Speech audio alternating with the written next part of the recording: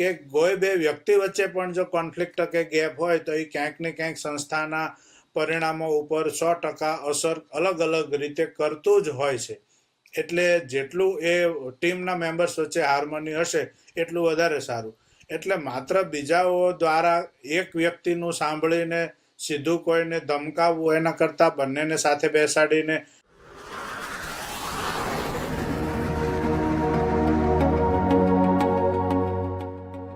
નમસ્કાર મિત્રો, સ્વાગત છે આપ સર્વનું આજના સ્પેશિયલ એપિસોડમાં. આપ જોઈ રહ્યા છો Gujarati podcast the guiding voice, નવી દિશા નવો રસ્તો. મિત્રો, આજે આપણે શિક્ષણ જગતના એક પ્રતિભાશાળી, અનુભવી અને પ્રેરણા સ્ત્રોત વ્યક્તિને મળવાના છે. તેઓનું નામ છે ડોક્ટર મનીષ ચાવડાજી. ડોક્ટર સાહેબ છેલ્લા 20 વર્ષથી પણ વધારે સમયથી teacher, principal, trainer, education consultant અને કાઉન્સલર તરીકે શિક્ષણ જગતમાં સતત નવી દિશા, નવી ઉર્જા અને મૂલ્ય આધારિત લીડરશિપનો પ્રસાર કરી રહ્યા છે.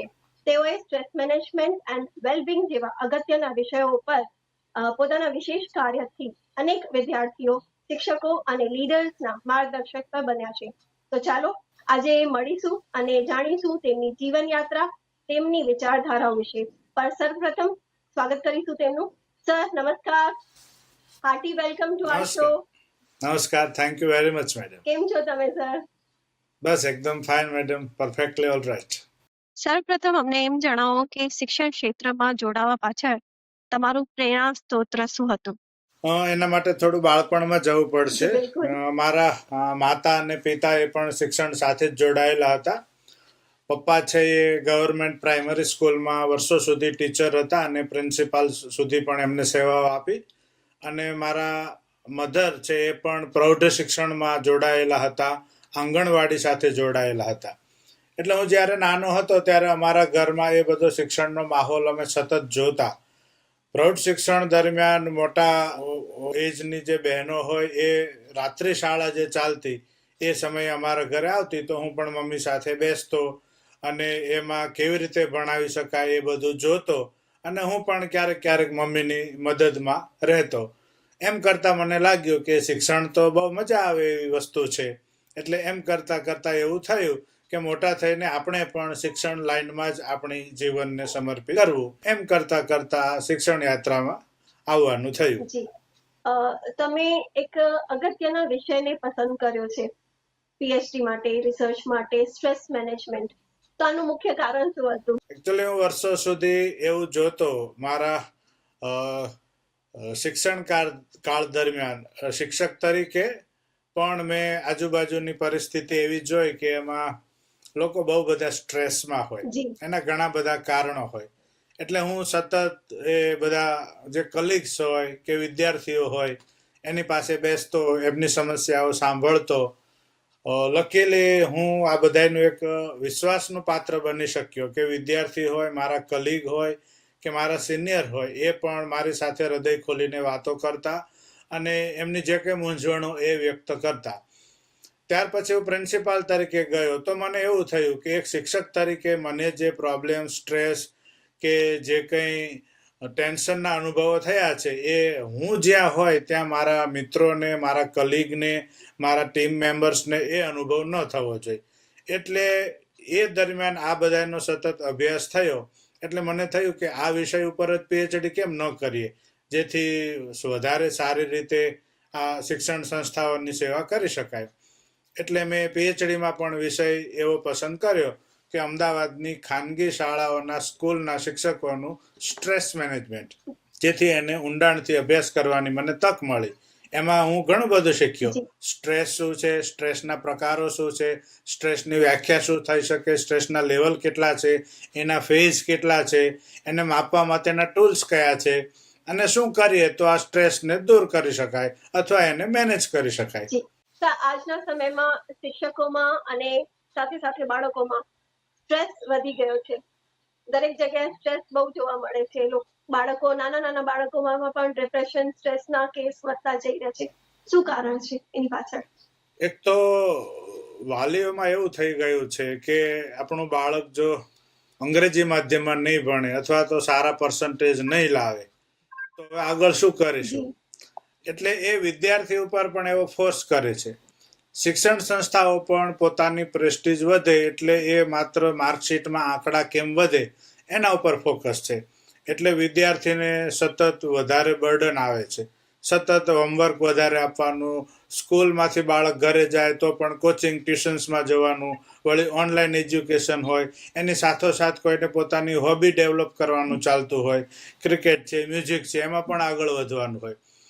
એટલે આજુબાજુમાં જે કંઈ જુએ છે એમાં એને એવું લાગે છે કે મારું બાળક ક્યાંય પાછળ તો નહીં રહી જાય ને, એટલે સતત એ રેસમાં એટલું દોડતું જ રહે છે કે પરિણામે બાળકને જો ઓછા માર્ક આવશે તો વાલી શું કહે છે, સ્કૂલમાં કેવું લાગશે, આજુબાજુવાળા સગાઓ શું કહે છે, એટલે બીજા લોકો શું કહે છે એટલા માટે થઈને પોતાના બાળકને પણ સ્ટ્રેસ આપે છે અને પોતે પણ સ્ટ્રેસમાં રહે છે. ઘરે કોઈ મહેમાન આવે તો તરત બાળકને એક ડેમો પીસ બનાવી દે છે, ચલો પહેલી પોએમ બોલો, ચલો પહેલું તું બોલ્યો તો ઇલોક્યુશન કોમ્પિટિશનમાં એ બોલો, પહેલું બતાવો, પહેલું તને આવડે છે એ તું બતાવ. એટલે બાળક જાણે એક ડેમો પીસ હોય, જાણે ડેમોન્સ્ટ્રેશન કરીને વાહવાહી મેળવવાની હોય અને નાની ઉંમરથી જાણે એને સેલિબ્રિટી બનાવી દેવાનું હોય એવી રીતે એને રજૂ કરવામાં આવે છે. નાની નાની વાતોના પણ એના વિડીયો બનાવીને સોશિયલ મીડિયા પર અપલોડ કરે, કેટલા લોકો એને લાઈક કરે છે, કોમેન્ટ કરે છે. એટલે લાંબા ટાઈમે પછી એક સાયકોલોજીકલ પ્રેશર એના ઉપર આવે છે અને આ રેસમાં એ સતત દોડતો જ રહે છે.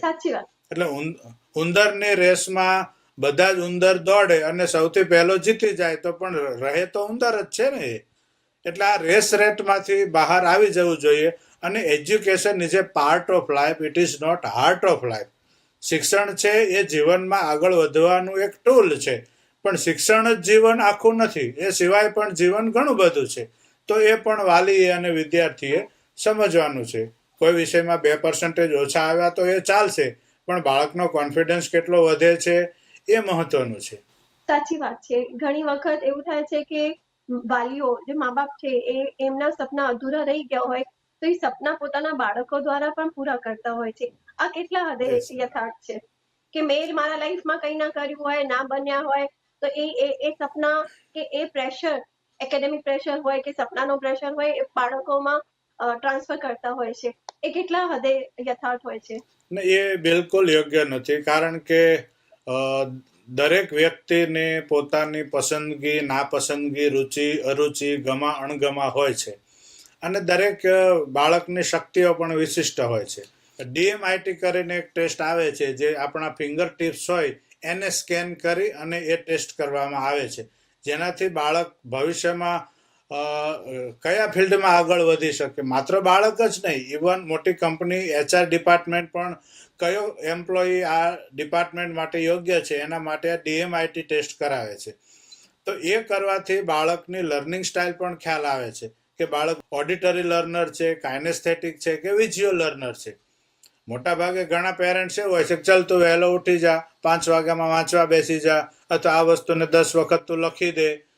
એટલે આવી રીતે કરવાથી બાળકને આવડી જાય એવું બિલકુલ નથી, પણ બાળકની લર્નિંગ સ્ટાઇલ સમજવાની હોય છે કે એને સાંભળવાથી વધારે યાદ રહે છે, જોવાથી યાદ રહે છે કે એક્ટિવિટી કરવાથી યાદ રહે છે. એટલે પોતાના અધૂરા સપના બાળક ઉપર ઇમ્પોઝ કરવા, લાદી દેવા એ બિલકુલ યોગ્ય નથી. મારા વાઈફ પણ MA BEd થઈ અને ઇંગ્લિશ ATDના ટીચર રહી ચૂક્યા છે. હું પણ MA BEd MBA PhD સુધી ભણ્યો, પણ મારી ડોટરને અમે કોઈ વસ્તુ ઇમ્પોઝ નથી કરતા. એને જે વસ્તુમાં રસ પડે, રુચિ જાગે એવું અમે એન્વાયરમેન્ટ આપીએ છીએ કે તને જે ગમે એ ફિલ્ડમાં તું આગળ વધ.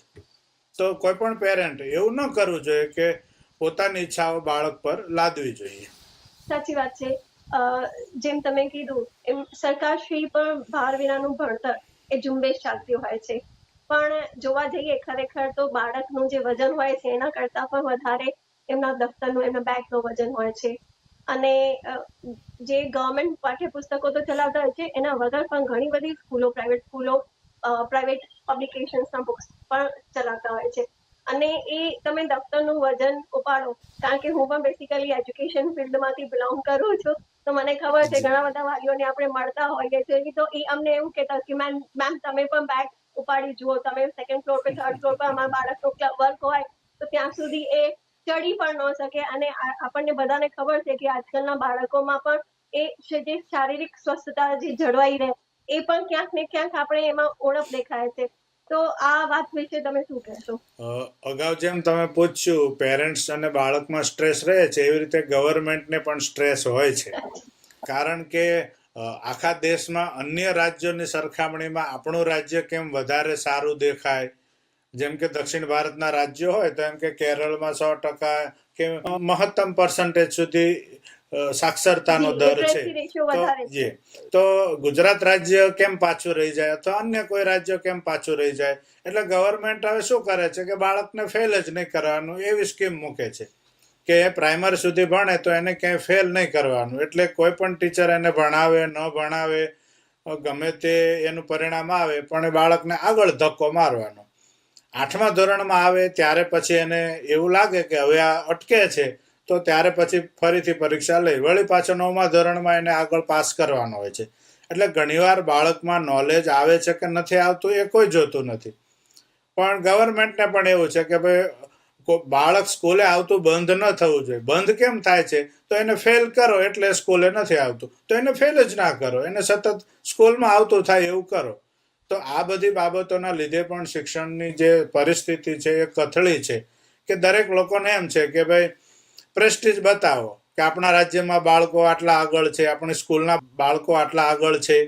તો આ બધા દોટમાં એ બાળકોને અને પેરેન્ટ્સને અને ગવર્મેન્ટ બધાને સ્ટ્રેસ તો આવે જ છે. એના પરિણામ રૂપે આ બધી પરિસ્થિતિ ઊભી થઈ છે. ઇવન સ્કૂલ કોલેજ પછી પણ આપણે જોઈએ, મેં તો યુનિવર્સિટી હાયર એજ્યુકેશનમાં જોયું તો ત્યાં તો પરિસ્થિતિ આનાથી પણ ખરાબ છે. એક યુનિવર્સિટીમાં હું ગયો તો એક પ્રોફેસર પેપર ચેક કરતા હતા, મારી સાથે વાત કરતા જાય અને પેપર ચેક કરતા જાય. મેં પૂછ્યું કે સાહેબ આ વાંચવાના નથી પેપર? તો એમણે એવું કહ્યું કે અમને એવી સ્પષ્ટ સૂચના છે કે કોઈ વિદ્યાર્થીને ફેલ કરવાના નથી. એટલે પેપર ખોલીને લાલ પેનથી એમાં લીટા મારતા જાય અને ઉપર 38, 42, 45 એવા માર્ક આપતા જવાના. અંદર શું લખ્યું છે એ વાંચવાનું જ નથી. પ્રાઇવેટ યુનિવર્સિટી બની ગઈ છે તો એની ફી કલેક્શન થાય, વિદ્યાર્થી આવતા થાય, એ જ મહત્વનું છે. વિદ્યાર્થી જો ન આવે તો એની જગ્યાએ બીજો ડમી વિદ્યાર્થી બેસાડીને ચોપડી આપીને પણ પરીક્ષાના પેપર લખાવી દેવાય અને એને ડિગ્રીનું કાગળ આપી દેવાય. એટલે આપણી બધાની જો રેસ માત્ર એક ડિગ્રીના કાગળ માટેની હોય તો એ લાંબા ગાળે બધાને, સમાજને, વ્યક્તિને નુકસાન 100% કરશે જ. આપ પ્રિન્સિપલ તરીકે પણ કેટલા વર્ષોથી સેવા આપી છે, તો એક સારા પ્રિન્સિપલની અંદર કયા પ્રકારના ગુણો મહત્વના છે? પ્રિન્સિપાલ છે એ મહત્વની લીડરશિપ પોઝિશન છે. એટલે સૌથી પહેલા એમાં ધીરજ જોઈએ, પેશન્સ છે એ સૌથી મહત્વની વસ્તુ છે. એની સાથે સાથે લિસનિંગ સ્કિલ. માણસ લીડરશિપની ચેર પર બેસે એટલે 70% એનો રોલ સાંભળવાનો હોય, 30% જ એને વ્યક્ત કરવાનું, અભિવ્યક્ત કરવાનું કે બોલવાનું હોય. અને એની સાથે કમ્યુનિકેશન સ્કિલ, જે એમ્પથી લેવલથી કામ કરવાનું હોય છે એમાં કે પોતાનો જે કંઈ મેસેજ છે એ વિદ્યાર્થી કે વાલી કે સ્કૂલ મેનેજમેન્ટ કે સરકારના પ્રતિનિધિ એ બધા સાથે કોર્ડિનેટ કરીને મેસેજ કેવી રીતે આપવો એ મહત્વનું છે. આજે હવે એવું થઈ ગયું છે કે પ્રિન્સિપાલ તરીકે બેસે, ખાસ કરીને પ્રાઇવેટ સ્કૂલમાં કલ્ચર એવું થઈ ગયું છે કે એનો સેલેરી કદાચ ઓછો હોય તો પછી શું કરવાનું, તો પછી આ બુક્સમાંથી કમિશન કાઢવાનું, યુનિફોર્મમાંથી કમિશન કાઢવાનું, કોમ્પિટિશન અલગ અલગ પ્રકારની ઊભી કરી એમાં ફી મૂકવાની, ટૂર બધા પ્રવાસના આયોજન કરવાના એમાંથી થોડું રકમ કાઢવાની. એટલે એમાં જે વિદ્યાર્થીઓ માટે ભાવના આવવી જોઈએ, શિક્ષકોને ટીમને ડેવલપ કરવા માટેનું હોવું જોઈએ. બીજું એ છે કે કંઈ પણ કરે તો જાણે મેં જ કર્યું છે, પોતાની પ્રેસ્ટીજ કે ક્રેડિટ વધારવાના પ્રયત્નો વધારે થતા હોય. એના બદલે સમગ્ર ટીમને જો એ શ્રેય આપે કે આ મારી ટીમનું આ કામ છે તો બધાને એમાં એન્કરેજમેન્ટ મળે છે. એટલે પ્રિન્સિપાલ તરીકે મેં કહ્યું એમ કે એને સૌથી પહેલાં તો સાંભળવાનું, કોમ્યુનિકેટ કરવાનું અને ઉદાહરણ આપવા કરતાં ઉદાહરણ બનવાનું, આ બધા ગુણો મહત્વના છે. હું આગળ રહું એના કરતા સાથે ટીમ મળીને બધાના સાથ સહકારથી આગળ વધીએ. આઈ નહીં બટ વી, જ્યારે ઈ કોન્સેપ્ટ આવે છે ત્યારે મને લાગે છે એ જે તમે ગુણો તો બતાવ્યા બરોબર જ છે, પણ હું એવું માનું છું કે આઈની જગ્યાએ વી હોય તો હજી પણ પ્રોગ્રેસ કરી શકાય. બીજું એ પણ છે કે ઘણા પ્રિન્સિપાલ પોતાના ટીચર્સ કે ટીમને સતત પ્રેશરમાં રાખતા હોય છે, દબાવતા હોય છે. એટલે પોતાની નીચે કામ કરે છે, હું તમારી ઉપર છું, તમારો ઓથોરિટી છું, એવી ભાવના બતાવવાને બદલે આપણે બધા જ સાથે કામ કરીએ છીએ, એક જ ગોલ માટે આપણે બધાએ સાથે મળીને કામ કરવાનું છે, એવી ભાવના હોય. અને બીજું ઇક્વલ ટ્રીટમેન્ટ હોય, બધા સાથે ઇક્વલ ઓપોર્ચ્યુનિટી બધાને આપવાની હોય. નહીતર શું થતું હોય, 50-50ના ટીચરમાં 2-5 ટીચર્સ પોતાના ફેવરિટ હોય, એની સાથે સારો વ્યવહાર રાખે, એને જ આગળ કરે, એને જ ઓપોર્ચ્યુનિટી આપે. એના બદલે બધાને ઓપોર્ચ્યુનિટી આપે અને બધાને સતત તાલીમ આપીને તૈયાર કરે. એક એવું કલ્ચર ઊભું કરે કે એમાં લર્નિંગ કોમ્યુનિટી ડેવલપ થાય. ઇંગ્લિશના ટીચર છે એ બધાને ઇંગ્લિશ શીખવે, કોમ્પ્યુટરવાળા કોમ્પ્યુટર શીખવે, આર્ટના ટીચર બધાને આર્ટમાં હેલ્પ કરે, બીજા સાયન્સ ફેરનું હોય તો એમાં ટીમ વર્ક કામ કરે. તો આવી રીતે સ્કૂલમાં જો કામ થઈ શકે કોઈ પણ સંસ્થામાં, તો એ પ્રિન્સિપાલ તરીકે સફળ થવાય વધારે. સાચી વાત છે. જેમ તમે સ્ટાફની વાત કરી કે ઘણી બધી સંસ્થાઓમાં ઘણા બધા શિક્ષકો હોય છે. નાની સંસ્થામાં હોય તો થોડા ટીચર હોય અને મોટી સંસ્થામાં જોવા જઈએ તો ઘણા બધા ટીચરો, અને બધા ટીચરોનો બેકગ્રાઉન્ડ કે ડિગ્રી કે ક્વોલિફિકેશન કે એક્સપિરિયન્સ બધાના જુદા જુદા હોય છે. ઘણી વખત કોઈ એક વાતના લીધે, કોઈ એક મુદ્દાના લીધે ઘણા બધા કોન્ફ્લિક્ટ પણ થતા હોય છે સ્ટાફની અંદર. તો કોન્ફ્લિક્ટ રેઝોલ્યુશનને આપ કેવી રીતે હેન્ડલ કરો છો? ઓર્ગેનાઇઝેશન છે એક સમૂહનો બનેલો છે. સમૂહ જ્યાં હોય ત્યાં અથડામણ, કોન્ફ્લિક્ટ થવાના જ છે. પરંતુ હું એ પ્રયત્ન કરતો હોઉં છું કે મને લાગે કે આ બે વ્યક્તિ વચ્ચે ક્યાંક અણબનાવ થયો છે, અથડામણ થઈ છે, તો હું એ વ્યક્તિને પહેલા વારાફરતી બોલાવું છું, એ પરિસ્થિતિને સમજવાનો પ્રયત્ન કરું છું, એમને કાઉન્સેલિંગ કરું છું, અને ત્યાર પછી બંને એકબીજા સાથે બેસે અને પોતાની મિસઅન્ડરસ્ટેન્ડિંગ દૂર કરે એવો હું પ્રયત્ન કરું છું. મારા 6 વર્ષના પ્રિન્સિપલશીપ દરમિયાન મને ક્યાંક જો આવું અનુભવાયું હોય કે કોઈ બે વ્યક્તિ વચ્ચે પણ જો કોન્ફ્લિક્ટ કે ગેપ હોય તો એ ક્યાંક ને ક્યાંક સંસ્થાના પરિણામો ઉપર 100% અસર અલગ અલગ રીતે કરતું જ હોય છે. એટલે જેટલું એ ટીમના મેમ્બર્સ વચ્ચે હાર્મોની હશે એટલું વધારે સારું. એટલે માત્ર બીજાઓ દ્વારા એક વ્યક્તિનું સાંભળીને સીધું કોઈને ધમકાવવું એના કરતાં બંનેને સાથે બેસાડીને પ્રોબ્લેમ સમજવાનો પહેલા પ્રયાસ કરવાનો, પછી એમને સમજાવવાનો પ્રયત્ન કરવાનો, તો એ કોન્ફ્લિક્ટ 100% દૂર થઈ શકે. સાચી વાત છે. શિક્ષણ જગત પણ ક્યાંય તમને એવું લાગતું હશે કે પહેલાના સમયમાં અને અત્યારના સમયમાં 20 વર્ષથી તમે આ ક્ષેત્રમાં જોડાયેલા છો, તો શિક્ષણ પદ્ધતિ, શિક્ષણ પ્રણાલી જે 20 વર્ષ પહેલા હતી ને અત્યારે જે છે એમાં બહુ ફેરફાર છે, બહુ ગેપ આવી ગયો છે. અને અત્યારે હું સાચું કહું તો પોલિટિક્સ પણ રમાતી હોય છે કે જેમ તમે કીધું કોન્ફ્લિક્ટ રેઝોલ્યુશન તો તમે હેન્ડલ કરતા જ હો છો, પણ ઘણીવાર અમુક ટીચરોના લીધે, અમુક શિક્ષકોના લીધે જે સ્કૂલનું એટમોસ્ફિયર છે, સ્કૂલનું એટમોસ્ફિયર છે, એન્વાયરમેન્ટ છે, એ પણ ડિસ્ટર્બ થઈ જતા હોય છે. ઘણા બધા ટીચરો એમાં મતલબ ફસાઈ જતા હોય છે, નિર્દોષ હોવા છતાં પણ. આ વિશે શું કહેશો? પોલિટિક્સ છે એ અત્યારે કોઈ પણ સંસ્થાનો અનિવાર્ય હિસ્સો થઈ ગયો હોય એવું લાગે છે. તમે જાણવા છતાં પણ એનાથી દૂર નથી રહી શકતા. એટલે હું તો એવું ઈચ્છું કે આપણે પોલિટિક્સનો ભાગ પણ ન બનવું અને એનો ભોગ પણ ન બનવું. જ્યાં પણ એવું લાગે, મહદઅંશે લોકોના મનમાં એક સ્પર્ધાત્મક માહોલમાં એવું થઈ ગયું છે કે જો તમે કપટી નહીં બનો, કાબા નહીં બનો, તમે ખોટું નહીં બોલો, તમે રાજકારણ નહીં રમો, તો પછી તમે આગળ નહીં જઈ શકો. એટલે માણસનું જે કેરેક્ટર છે ને, મોટાભાગે અત્યારનો સમય કેવો છે કે ચારે બાજુ પર્સનાલિટી ડેવલપમેન્ટ એના વર્ગો ચાલી રહ્યા છે. એટલે લોકોને સતત એવું શીખવવામાં આવે છે કે તમે આવું બોલો, આવા વસ્ત્રો પહેરો, આવી બોડી લેંગ્વેજ રાખો, આવા સમયે તમે આવું કરો, આવી રીતે રજૂ થાવ તો તમે સફળ વ્યક્તિ ગણાશો. એટલે લોકો સફળ ન હોવા છતાંય સફળ વ્યક્તિ પોતાને ગણાવવા માટે થઈને આવા બધા ચોકઠા રમતા હોય છે કે લાંબા ટાઈમે સંસ્થાને નુકસાન જ કરે છે. અને હું તો 100% એવું માનું છું કે ક્યાંય પણ રાજકારણ સંસ્થામાં રમાતું હોય તો it is not a healthy environment. એમાં કર્મચારીઓ હેપી ફીલ બિલકુલ નથી કરતા. એટલે સૌથી પહેલાં તો આપણા પોતાના પક્ષે ક્લેરિટી હોવી જોઈએ કે મારે શું જોઈએ છે. એટલે વ્યક્તિ પોતે નેચરલ અને ન્યુટ્રલ રહે તો એ બધાય સાથે સમાન વ્યવહાર કરી શકે. પણ એ ક્યાંક ને ક્યાંક અધ્યાત્મનો પણ એમાં રોલ હોય છે કે માણસની સ્પિરિચ્યુઅલ અન્ડરસ્ટેન્ડિંગ સરખી ન હોય એટલે આ બધી દોટ એની પાછળ એ દોટ મૂકે છે. તો જો સમયાંતરે સ્પિરિચ્યુઅલ અન્ડરસ્ટેન્ડિંગ પણ એની ડેવલપ થાય. હું પ્રિન્સિપાલ તરીકે હતો ત્યારે સ્કૂલ અવર્સ પૂરા થયા પછી 1 કલાક સુધી અમે વીકલી લગભગ 3 થી 4 દિવસ એવું સેશન રાખતા. એમાં પર્સનલ, પ્રોફેશનલ, સ્પિરિચ્યુઅલ અને સોશિયલ આ ચારેય એરિયાનું બેલેન્સ કેવી રીતે કરવું એનું સતત અમે તાલીમ આપતા.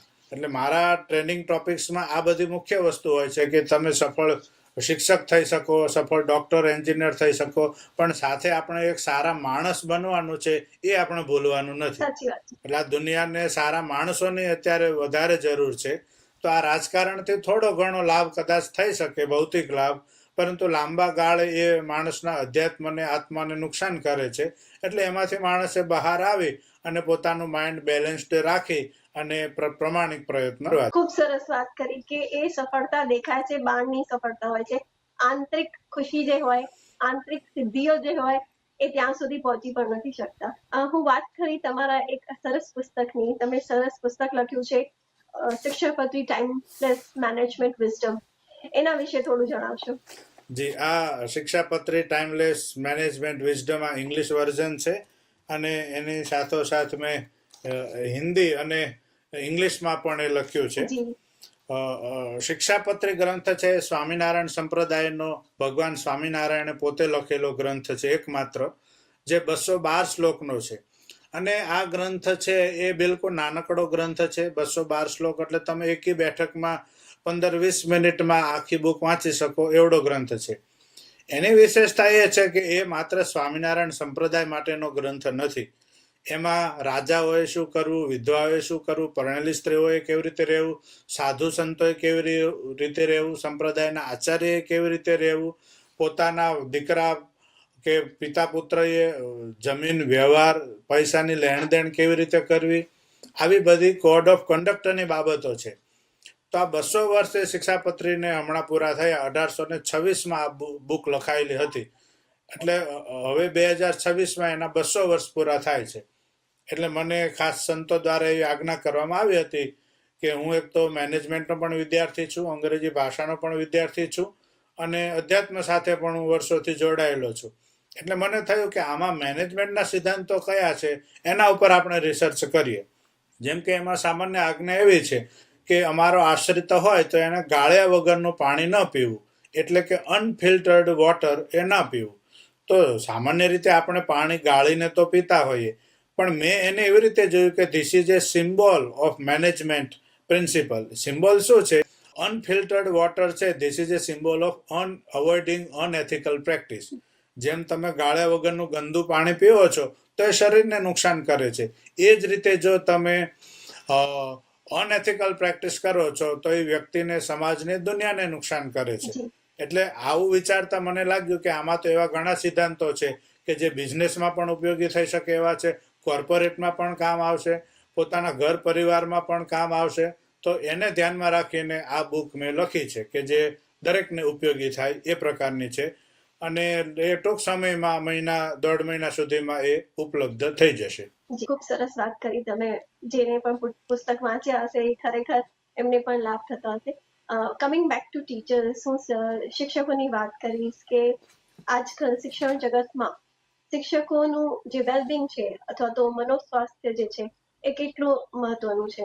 વેલબિંગ જેને કહીએ આપણે, એ બહુ જ મહત્વનો ભાગ છે જીવનનો.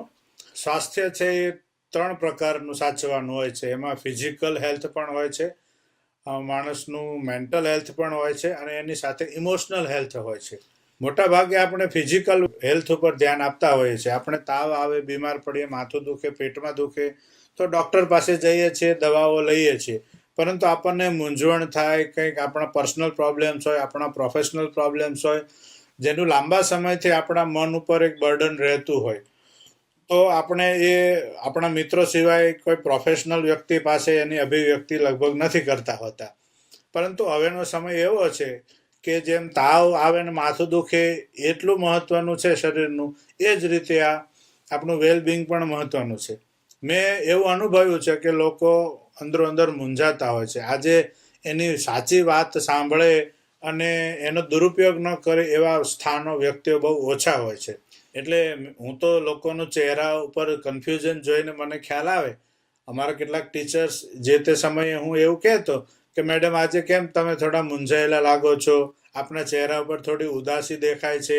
પછી હું એમને બેસાડું, એમની પ્રોક્સી પીરિયડની હું વ્યવસ્થા કરી દઉં, એમનો પ્રોબ્લેમ સાંભળું, એમને કાઉન્સેલિંગ કરું, એ રિલેક્સ થઈ જાય. અને એમની એનર્જી ફરી પાછી હતી એ પ્રમાણે બમણા ઉત્સાહથી એ કામ કરવા લાગે. એટલે મને એવું થયું ચોક્કસપણે કે માણસને જો એના ડિસ્ટર્બન્સીસ જે કંઈ એના દિમાગમાં કંઈ આવતા હોય તો એ તમે દૂર કરી દો. જેમ એક પથ્થરમાંથી મૂર્તિ બનાવી હોય તો નકામો ભાગ કાઢો એટલે એમાંથી મૂર્તિ તો આપોઆપ બની જ જાય છે.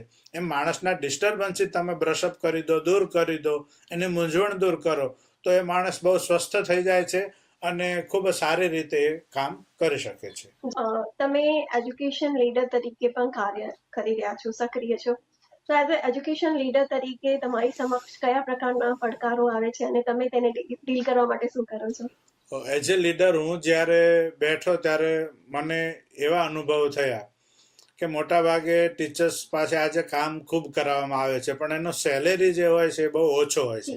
એટલે સંસ્થાની પણ કેટલીક લિમિટેશન્સ હોય છે, પરંતુ સંસ્થા એની સાથે જો એનું આત્મસન્માન સચવાય, એનું સ્વમાન સચવાય એવો એની સાથે વ્યવહાર રાખે, એની સાથે આત્મીયતા કેળવે, એને નાની મોટી મૂંઝવણ પ્રશ્નોમાં એને ઇમોશનલ સપોર્ટ કરે અથવા બીજા કોઈ યોજનાઓ દ્વારા પણ જો એ શિક્ષકને મદદ કરે તો ચોક્કસ રીતે એ લીડરશિપ સફળ થાય છે. મહદઅંશે કેવું બને છે કે લીડર જે બેઠા હોય એ મોટા ભાગે નીચેના માણસોને શોષણનું જ કામ કરતા હોય. એટલે એને શોષણની જગ્યાએ પોષણ આપવાનું છે. એને શોષક નથી બનવાનું, એને એક સારા પોષક બનવાનું છે. એની નીચે જે કોઈ કે એના સહકર્મચારીઓ છે એ બધાની નાની મોટી મૂંઝવણ એને સાંભળવાની છે, સમજવાની છે, એના ઉકેલ રસ્તા બતાવવાના છે. તો એ એજ્યુકેશન લીડરશિપ સફળ થશે. માત્ર સારા ફોટા પડાવીને, જે તે સેલિબ્રિટી પાસે ઊભા રહીને ફોટા પડાવીને સોશિયલ મીડિયામાં મૂકી દેવાથી, પોતાની જાતને સેલિબ્રિટ તરીકે પ્રમોટ કરવાથી કોઈ માણસ સફળ કે સેલિબ્રિટી બની જતો નથી. આ બધું ગ્રાઉન્ડ લેવલે કામ કરવાનું હોય છે, લો પ્રોફાઇલ રહીને, તો એ લીડર વધારે સફળ થાય. ડોક્ટર સાહેબ, તમે 20 વર્ષની જર્નીમાં કોઈ એવી સ્મરણીય ઘટના જે આજે પણ તમારા દિલ ઉપર ઊંડી છાપ મૂકી હોય એ અમારા દર્શકો સાથે શેર કરવા માંગો?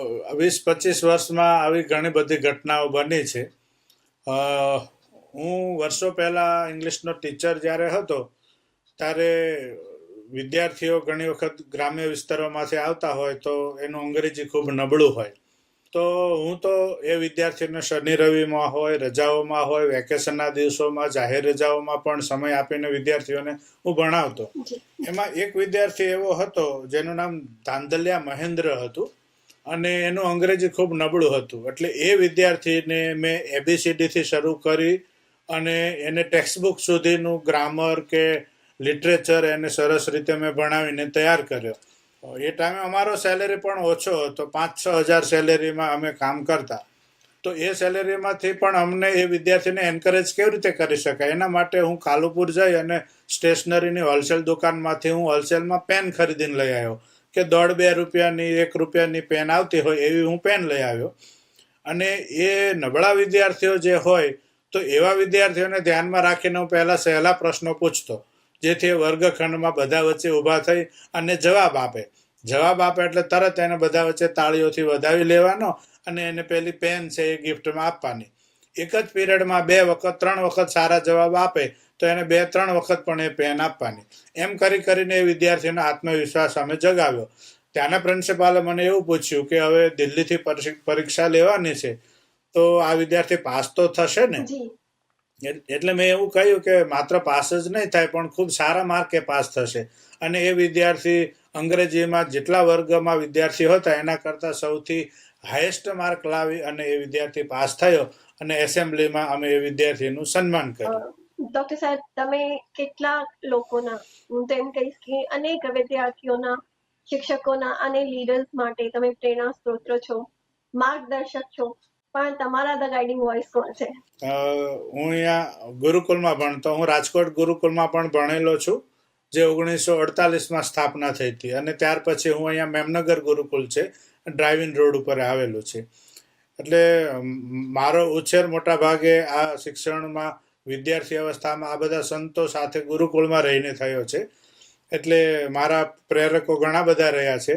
એમાં વિશેષ રીતે મારું ઘડતર છે એ અમારા પાર્ષદવર્ય શ્યામજી ભગત છે, એમની સાથે રહીને મારું વિચાર ઘડતર ખૂબ સારું શિક્ષણનું થયું છે. અમે વેકેશનમાં પણ ગીરના જંગલોમાં જતા અને ત્યાં નેસડામાં રહેતા વિદ્યાર્થીઓ કે જે માત્ર વરસાદ આવે ત્યારે જ નહાતા હોય વર્ષમાં, એવા વિદ્યાર્થીઓને અમે સાથે રાખીને શિબિર કરતા, એને નવડાવતા, એના માથા અમે ધોતા અને એવા તેજસ્વી વિદ્યાર્થીઓને અહીંયા અમે ભણવા લઈ આવતા. તો એવા રૂટ લેવલથી કામ કરતા એવા શામજી ભગત સાથે પણ હું બહુ વર્ષો સુધી રહ્યો અને આ સંસ્થામાં આવતા હોય એવા ઘણા બધા લોકો સાથે પણ હું શીખ્યો. ગાંધીનગરના એક સારા ટ્રેનર સુરેશભાઈ પટેલ છે, મેનેજમેન્ટના ટ્રેનર, એ હેપીનેસ કોચ છે. તો હું શિક્ષક તરીકે હતો ત્યારે ઘણું બધું ટ્રેનિંગની પ્રેરણા મને એમની પાસેથી પણ શીખવા મળી. અને હું તો એવું માનું છું, જેમ ગુરુ દત્તાત્રેયના 24 ગુરુ હતા, એમ દરેક વ્યક્તિ પાસેથી કશુંક શીખવાનું છે જ તે. જો આપણો ઈગો આપણને ન નડે અને આપણી પાસે શીખવાની દ્રષ્ટિ હોય તો બધી જ જગ્યાએથી આપણે શીખી શકીએ છીએ. જી, સાચી વાત છે. ખૂબ સરસ રીતે તમે જવાબ આપ્યો. અને છેલ્લો પ્રશ્ન છે કે વોટ ઇઝ યોર સક્સેસ મંત્ર? સક્સેસ મંત્રમાં એવું છે કે સફળતાની વ્યાખ્યાઓ વ્યક્તિ અલગ હોય છે. કોઈને ખાલી એમ થઈ જાય છે કે હું સારા પર્સન્ટેજ લાવું એ સફળતા છે. કોઈને એવું થાય કે હું લાખો રૂપિયાની નોકરી મેળવી લઉં એ સારી સફળતા છે. ઘણાને એમ થાય કે સમાજમાં મારી વાહવાહી થાય, મારી પ્રેસ્ટીજ ફેલાય અને મારી પબ્લિસિટી ખૂબ થાય, એને સફળતા માને છે. પણ સફળતાનો મંત્ર એવો છે કે દરેક માણસને ભગવાને અંદર એક ઇનર વોઇસ મૂકેલો છે. તો કંઈ પણ સાંભળતા પહેલા એ પોતાના અંદરના અવાજને સાંભળવું, પોતાના એથિક્સ, પોતાના વેલ્યુઝ છે એ કોઈ પણ ભોગે સાચવવા. થોડું ઘણું સહન કરવાનું થાય તો સહન કરીને પણ એ સાચા મૂલ્યો ને વેલ્યુઝ જે છે ઇટરનલ, એને જીવવા. અને થોડું ઘણું જો ભૌતિક કદાચ સુખ સગવડ આપણને ઓછા મળશે તો ચાલશે, પરંતુ જો આપણે યોગ્ય ટ્રેક ઉપર રહીશું તો આપણું જીવન પણ સારું રહેશે અને તમે લાખો લોકોના સુખ સમૃદ્ધિમાં કંઈક નિમિત્ત પણ બનશો. આવનારા સમયમાં એજ્યુકેશન સિસ્ટમમાં તમે કયા નવા ઇનોવેશન જોવા માંગશો? શું બદલાવ જોવા માંગશો? અત્યાર સુધીમાં શિક્ષણ પદ્ધતિના ફોર્મલી 3 વખત મેજર ચેન્જીસ થઈ ગયા છે. અત્યારે જે ન્યૂ એજ્યુકેશન પોલિસી 2020 ચાલી રહી છે, હવે આ બધું તો કેવું છે, સમયાંતરે કેટલુંક માળખું બદલાતું હોય છે કે ભાઈ હવે આટલા વર્ષના જગ્યાએ આટલા કરવા, જેમ 10+2+3 હતું એની જગ્યાએ હવે થોડું માળખું અલગ થયું છે. તો આ તો બધું ઠીક છે બદલાવાનું, પણ શિક્ષણના સિદ્ધાંતો બદલાવાના નથી. પરંતુ આ માત્ર અત્યારે જે ભૌતિકતા તરફ દોટ મૂકી રહેલું શિક્ષણ છે ને, એમાં ક્યાંક વિવેક બુદ્ધિની જરૂર છે. થોડા અધ્યાત્મના મૂલ્યો એમાં આપવાની જરૂર છે. સારા માણસ કેમ બનવું એ પણ એમાં એડ કરવાની જરૂર છે. એટલે બધી જગ્યાએ સેન્સ ઓફ એપ્રિસિએશન ડેવલપ થાય ને એ મહત્વનું છે. આજે બધું છે પણ લોકોમાં સેન્સ ઓફ એપ્રિસિએશન ઓછી થતી જાય છે. પોતાના કલીગ કે પોતાના નેબર કે પોતાના મિત્રો જ્યાં પણ સારું જોઈએ ત્યાં પ્રશંસાના 2 શબ્દો ખુલ્લા દિલથી કહેવા જોઈએ, એની જગ્યાએ એમાં પણ કંજુસાઈ આવી ગઈ છે કે જો હું વખાણ કરીશ તો વળી પાછું એ અલગ અસર થશે. એટલે જે ખેલદિલીની ભાવના હોય એ જતી રહી છે. એટલે આપણું શિક્ષણ છે એ ભૌતિકતાની, માર્ક્સની, ટકાવારીની દોટમાંથી પાછું મૂકે, પ્રકૃતિ તરફ પાછા વળે, અધ્યાત્મને પણ ધ્યાનમાં રાખે અને એક સારા માણસ બનાવે એવા શિક્ષણની જરૂર છે.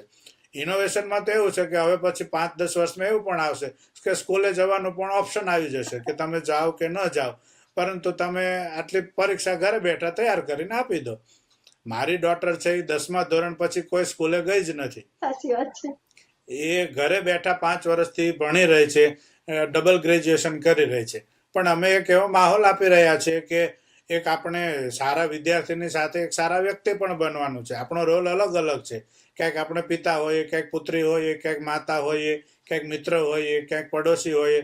તો આ બધા રોલને, આ જીવન એક રંગભૂમિ છે, આના રંગ બદલાતા જાય છે. એટલે આપણે જે પાત્ર ભજવવાના હોય એ પાત્રને આપણે ન્યાય આપતા શીખવાનું છે.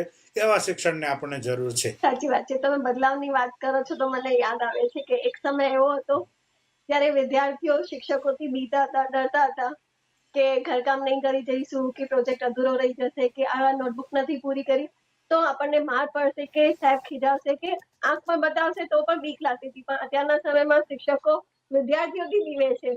કેટલો આમ કહેવાય તો અંતર પહેલાના સમયમાં અને અત્યારના સમયમાં કેટલો અંતર આવી ગયો છે. અને તમે સાચી વાત કહી કે હવે આના પછીનો જે સમય આવશે એ ઓપ્શન પણ હશે કે સ્કૂલે જવું છે કે નથી જવું. છેલ્લે આપણે ડોક્ટર સાહેબ રેપિડ રાઉન્ડ ફાયર રમી લઈશું. હું એક પ્રશ્ન કરીશ, તમે તમારા મનમાં જે પહેલો શબ્દ કે પહેલો વાક્ય જે આવે એ મને કહેજો. જી, શિક્ષણ તમારા માટે શું છે? સેવા કરવાનું સાધન. સ્ટ્રેસ આવે છે ત્યારે શું કરો છો? પોતાની જાત સાથે સમય વિતાવું છું. કેવી રીતે? મનગમતી પ્રવૃત્તિઓમાં મન પરોવીને. ઓકે. શિક્ષક બનવું કે લીડર બનવું, કયું વધારે પડકારજનક છે? શિક્ષક બનવું એ વધારે પડકારજનક છે, કારણ કે એને સતત શીખતા રહેવાનું હોય છે. અને બાળકોના ભવિષ્યનો પણ વિષય હોય છે, એક મોટો સવાલ ત્યાં પણ આવી જાય છે. સાચી વાત છે. એક પુસ્તક જે આપના જીવનમાં બદલાવ લાવ્યો, એવું કયું પુસ્તક? શિક્ષાપત્રી. શિક્ષક તરીકે મળેલી સૌથી યાદગાર ક્ષણ? મારા ટીમ મેમ્બર સાથે ગુજારેલો સમય. ઓકે. અને જો શિક્ષણ જગતમાં ના હોત તો ક્યાં હોત? હું સાહિત્યકાર હોત, લેખક હોત, પત્રકાર હોત. સાચી વાત છે. એક એવી ભૂલ કે જેના કારણે ઘણું બધું શીખવા મળ્યું હોય? વ્યક્તિને જો સારી ઓપોર્ચ્યુનિટી મળતી હોય તો લાગણીઓમાં આવીને ઇમોશનલી કોઈ ડિસિઝન માણસે ન લેવો જોઈએ. સાચી વાત છે. ટેકનોલોજી શિક્ષણ માટે બોન કે બર્ડન? જેવી રીતે આપ ઉપયોગ કરો એ રીતે. બે ધારી તલવાર છે. અને આપનો મનપસંદ quotation? My life is my message. Wow, that's so great. ખરેખર આજે બહુ મજા આવી ગઈ આ એપિસોડ કરવામાં. ઘણી બધી વાતો અમને શીખવા મળી છે. Thank you very much for joining અસ. અને આ પ્લેટફોર્મ પર આવવા માટે તમારો ખૂબ ખૂબ આભાર. કિંમતી સમય આપ્યો. તમને કેવું લાગ્યું? મને પણ ખૂબ ગમ્યું મેડમ. પણ હું એવું ઈચ્છું કે હજી આવા શિક્ષણ વિશેના ઘણા બધા ટોપિક ઉપર આપણે ચર્ચા કરી શકીએ. અને કેટલીક વાતો એવી છે કે પોડકાસ્ટ સામાન્ય રીતે બહુ નિરાતે સંવાદ કરવાનું એક પ્લેટફોર્મ છે. અત્યારે આપણે સમયની મર્યાદા નડી રહી છે, એટલે આપણે 25, 30, 45 મિનિટમાં આ પૂર્ણ કરવું પડે. પરંતુ જો એ શાંતિથી નિરાતે થાય તો હજી પર્સનલ, પ્રોફેશનલ, સોશિયલ અને સ્પિરિચ્યુઅલ આ ચારેય એરિયાને આપણે કેવી રીતે ન્યાય કરી શકીએ. મારી પાસે હું ટ્રેનિંગ વગેરે કરું છું, તો આ એક ટોપિકનું લિસ્ટ છે. એમાં 234 જેટલા ટોપિક છે. આપણે 10 વર્ષ સુધી રોજ 10 કલાક બોલીએ તો પણ ન ખૂટે. એટલે હું બોલતો જાઉં છું, એની સાથે હું શીખતો અને સાંભળતો પણ જાઉં છું. એટલે શિક્ષણ એ સતત ચાલતી પ્રક્રિયા છે. એટલે એક વખત કોઈ ડિગ્રી કે અચીવમેન્ટ કરી લીધા પછી એ પૂર્ણ થઈ જતી નથી. ના, હકીકતમાં એ છે કે મારા મનમાં પણ ઘણા બધા એવા પ્રશ્નો છે જે રહી ગયા છે, મારે પૂછવાના છે. પણ આપણે એક બીજો એપિસોડ કન્ટિન્યુ કરીશું. બિલકુલ. જેથી કરીને તમારા જે અનુભવ છે, હું જોઉં છું તમારી પાસે તો જ્ઞાનનો ખજાનો છે, ગુણોનો ખજાનો છે, અને ઘણી બધી માહિતીઓ છે તમારી પાસે, જે આપણા ઓડિયન્સ સાથે ફરીથી શેર કરીશું. પણ આજના એપિસોડ માટે ખૂબ ખૂબ ધન્યવાદ. નમસ્કાર. આપણો પણ ખૂબ આભાર. આપણે પણ કિંમતી સમય આપ્યો અને એક પ્લેટફોર્મ આપ્યું મારા વિચારો પહોંચાડવાનું. આપનો પણ આભાર. Thank you very much. આપની ચેનલ પ્લેટફોર્મ પણ ખૂબ જ ડેવલપ થાય અને ગ્રોથ થાય અને એનો લાભ અનેક લોકોને મળે એવી શુભેચ્છાઓ. થેન્ક યુ ફોર યોર વિશેસ. મિત્રો, આજનો જે એપિસોડ ડોક્ટર મનીષ ચાવડા સાથેનો. શિક્ષણ જગત એક એવો જગત છે જ્યાં તમે રોજ નવું શીખવાનું મળે છે. અને જેમ ડોક્ટર સાહેબે બતાવ્યું, એ ખાલી શિક્ષણ માટે નહીં, શિક્ષણ જગત માટે નહીં, પણ જીવનને હજુ વધારે સંતુલિત, સુનિશ્ચિત અને કઈ રીતે સમજદારીથી જીવી શકીએ છીએ તે પણ સમજાવ્યું. આજે ઘણું બધું શીખવા મળ્યું છે. સમયનું મહત્વ અને જે લીડરશિપ ક્વોલિટીઝ કેવી રીતે ધારણ કરી શકીએ છીએ. માતા પિતા પોતાના બાળકને બાળક સમજીને જ એજ્યુકેશન ફિલ્ડમાં ઉતારે, ના કે એ પોતાના પ્રેશર કે પોતાનો સ્ટ્રેસ એના ઉપર અપલોડ. ફરી મળીશું એક નવા એપિસોડ સાથે, એક નવી શખ્સિયત સાથે, એક નવી પર્સનાલિટી સાથે. જો તમને આ એપિસોડ ગમ્યો હોય તો લાઈક, શેર, સબસ્ક્રાઇબ જરૂર કરજો. Till then, good bye, take care.